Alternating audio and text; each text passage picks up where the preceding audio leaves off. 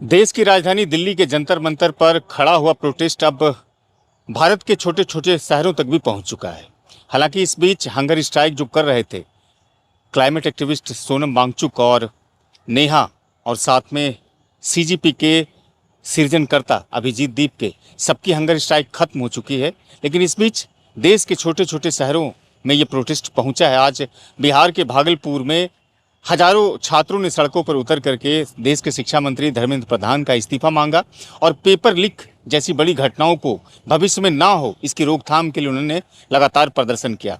भागलपुर के लाजपत पार्क से हजारों छात्र हाथों में तख्ती लेकर सड़कों पर मार्च करते हुए प्रधानमंत्री मोदी के खिलाफ नारे लगाए, देश के शिक्षा मंत्री के खिलाफ नारे लगाए और साथ में जो नेशनल टेस्टिंग एजेंसी है उसके खिलाफ नारे लगाए।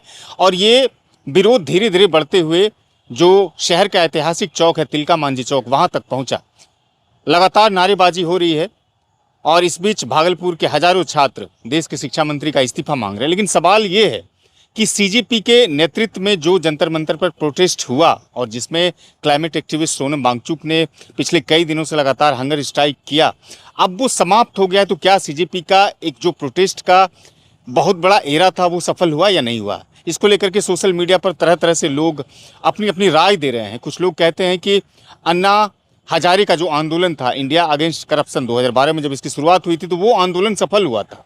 लेकिन ये सीजेपी का जो आंदोलन है वो सफल नहीं हो पाया। इसके पीछे कई तरह के कारण भी बताए। कहा कि ये आंदोलन पूरी तरह से अनस्ट्रक्चर्ड था, इसका कोई मेंटोर नहीं था। और सबसे बड़ी चीज़ें जो सफलता की किसी भी आंदोलन की सबसे बड़ी कुंजी होती है कि मीडिया कवरेज, वो मीडिया कवरेज भी नहीं था। अभिजीत दीपके ने अमेरिका में बैठ कर के सोशल मीडिया पर सीजेपी बनाया और उस समय डिजिटल माध्यम से इसको एक लहर देने की कोशिश की। लेकिन जैसे ही अभिजीत दीपके इंडिया आया और जंतर मंतर पर पहला प्रोसेस शुरू किया तो लोगों ने इसके तरह तरह से असेसमेंट करने शुरू कर दिए कि ये आंदोलन सफल नहीं हो पाया।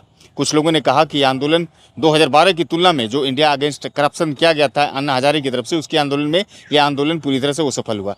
लेकिन आज चूंकि संसद भवन कूच कर रहे थे, देश भर से जो अलग अलग पॉलिटिकल लीडर आए थे, शिक्षाविद आए थे, देश के अलग अलग छात्र संगठन से छात्र आए हुए थे, सभी लोग जंतर मंतर से संसद भवन कूच कर रहे थे। और इस बीच में दिल्ली पुलिस ने संसद भवन जाने से रोक दिया।